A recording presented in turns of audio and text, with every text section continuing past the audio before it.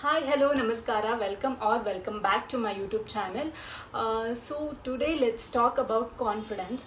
ನನಗೆ ಕಾನ್ಫಿಡೆನ್ಸ್ ಇಲ್ಲ ಅಥವಾ ಅಂಡರ್ ಕಾನ್ಫಿಡೆನ್ಸ್ ಇದ್ದೀನಿ ಅಂತ ಹೇಳೋರಿಗೆ ನಾನು ಕೆಲವೊಂದು ಟೆಕ್ನಿಕ್ಸ್ನ ಹೇಳ್ಕೊಡ್ತೀನಿ ಕಾನ್ಫಿಡೆನ್ಸ್ನ ಹೇಗೆ ಬಿಲ್ಡ್ ಮಾಡೋದು ಅಂತ. ಓಕೆನಾ?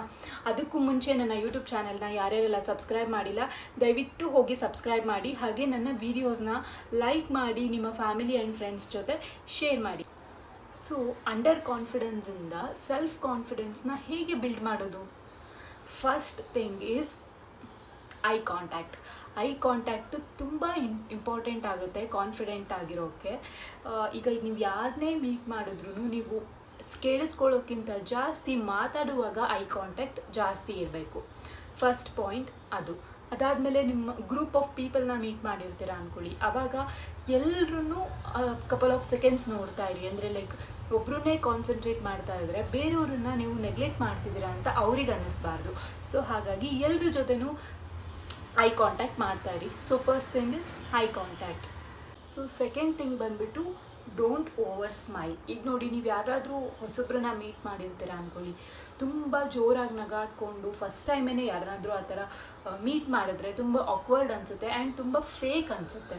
ಓಕೆನಾ? ನಿಮ್ಮ ಕಾನ್ವರ್ಸೇಷನಲ್ಲಿ ಆ ಥರ ಟಾಪಿಕ್ ಬಂದರೆ ಆಬ್ವಿಯಸ್ಲಿ ನಗಾಡಿ, ಬಟ್ ಸಡನ್ನಾಗಿ ನೋಡಿದ ತಕ್ಷಣ ತುಂಬ ಓವರ್ ಸ್ಮೈಲ್ ಮಾಡೋದು ಚೆನ್ನಾಗಿ ಕಾಣಿಸಲ್ಲ. ಸೊ ಥರ್ಡ್ ಪಾಯಿಂಟ್ ಬಂದುಬಿಟ್ಟು always dress classy and wear a watch. ಓಕೆನಾ? ಇದು ನಿಮ್ಮ ಲೈಕ್ ಕಾನ್ಫಿಡೆನ್ಸ್ನ ಬಿಲ್ಡ್ ಮಾಡುತ್ತೆ. ನೀವು ಒಬ್ಬ ಪವರ್ಫುಲ್ ಪರ್ಸನ್ ಅಂತ ಅನಿಸುತ್ತೆ. ಈಗ ನಾವು ಎಷ್ಟೊಂದು ಸಲ ಏನು ಮಾಡ್ತೀವಿ, ಇಲ್ಲೇ ರಿಲೇಟಿವ್ಸ್ ಮನೆಗಲ್ವಾ ಅಥವಾ ಇಲ್ಲೇ ಟೆಂಪಲ್ಗಲ್ವಾ ಅಂತ ಹೆಂಗೆಂಗೋ ರೆಡಿಯಾಗಿ ಹೋಗ್ತಾ ಇರ್ತೀವಿ. ಬಟ್ ಅಂದರೆ ಲೈಕ್ ನಾನು ಹೇಳ್ತಾ ಇರೋದು ಯಾವಾಗಲೂ ಬ್ರ್ಯಾಂಡೆಡ್ ಆಗಬೇಕು ಅಥವಾ ಯಾವಾಗಲೂ ಮೇಕಪ್ ಮಾಡ್ಕೋಬೇಕು ಅಂತ ಅಲ್ಲ. I mean always B presentable. Like ಈಗ ಇನ್ನೊಬ್ರು ನೋಡಿದ ತಕ್ಷಣ ಓ ಚೆನ್ನಾಗಿದೆಯಪ್ಪ ಅಂತ ಅನ್ನಿಸ್ಬೇಕು. ಆ ರೀತಿ ನೀವು ರೆಡಿಯಾಗಿ. ಲಾಸ್ಟ್ ಒನ್ ಬಂದುಬಿಟ್ಟು ಬಾಡಿ ಲ್ಯಾಂಗ್ವೇಜ್. ಇದು ತುಂಬಾ ಇಂಪಾರ್ಟೆಂಟ್ ಆ್ಯಕ್ಚುಲಿ. ಲೈಕ್ ಈಗ ನೋಡಿ, ಒಬ್ಬ ಕ್ವೀನ್ ಆಗಲಿ, ಒಬ್ಬ ಕಿಂಗ್ ಆಗಲಿ ಅಥವಾ ಯಾವುದೇ ಪವರ್ಫುಲ್ ಪರ್ಸನ್ ಆಗಲಿ, ಅವರು ಯಾವಾಗಲೂ ಲೈಕ್ ಜಾಸ್ತಿ ಸ್ಪೇಸ್ ತೊಗೋತಾರೆ. ಅಂದರೆ ಕಂಫರ್ಟಬಲ್ ಆಗಿ ಕೂತ್ಕೋತಾರೆ. ಲೈಕ್ ಯಾವಾಗಲೂ ಕೂತ್ಕೊಳ್ಳೋದು, ಹಿಂಗೆ ಕೂತ್ಕೊಳ್ಳೋದು, like they don't do that ಅಲ್ವಾ? ಸೊ ಹಾಗಾಗಿ ನೀವು ಹೇಗೆ ಕೂತ್ಕೋತೀರಾ, ಹೇಗೆ ನಿಂತ್ಕೋತೀರಾ, ಹೇಗೆ ವಾಕ್ ಮಾಡ್ತೀರಾ ಅನ್ನೋದು ಕೂಡ ಕನ್ಸಿಡರ್ ಆಗುತ್ತೆ. ಅದು ಕೂಡ ನಿಮ್ಮ ಕಾನ್ಫಿಡೆನ್ಸ್ ಲೆವೆಲ್ನ ತೋರಿಸುತ್ತೆ.